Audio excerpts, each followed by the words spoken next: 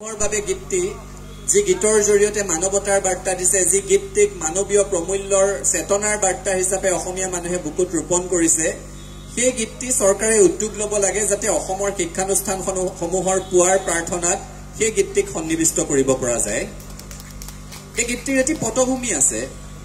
যেতিয়া ভাষা আন্দোলনৰ সময়ত 1960 চনত ভাষা ভাষী মানুহৰ মাজত সংঘৰ্ষ হৈছিল, গোষ্ঠীৰ মাজত সংঘৰ্ষ হৈছিল, সেই দানৱীয় ৰূপ দেখি মানৱতাৰ বাৰ্তা দিবলৈ ডক্টৰ ভূপেন হাজৰিকাদেৱে এই গীতটি ৰচিছিল, লিখিছিল, গাইছিল।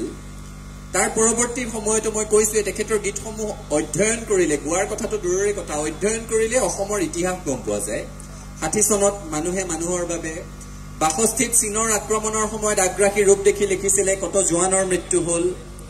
72ৰ মাধ্যম আন্দোলনৰ সময় আহিছে, মঙলদৈ কিশোৰ বাচা ধন্তি মুজাম্মিলৰ কথা কৈছে, মাধ্যম আন্দোলনটোক প্ৰতিফলিত কৰি গল।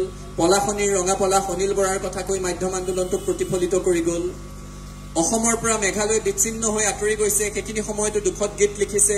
মানুহৰ মাজত সংঘৰ্ষ নহওক, এগৰাকী অসমীয়া যুৱকৰ এগৰাকী খাচী যুৱতীৰ সৈতে প্ৰেম দেখুৱাইছে, শ্বিলঙৰে মনালিছা লিংডোৱে মূৰ্তমান হৈ উঠিছে। তাৰপিছত অসম আন্দোলনৰ সময়ত একাধিক গীত ৰচিছে।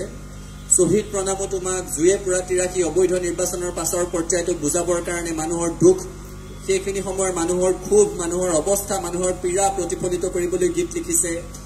গোটেই অসমৰ ইতিহাসটো তেখেতৰ গীতৰ মাজত সোমাই আছে। গতিকে তেনে এগৰাকী ব্যক্তিক এটা কৃতজ্ঞ জাতি হিচাপে আজি আমি স্মৰণ কৰিছো।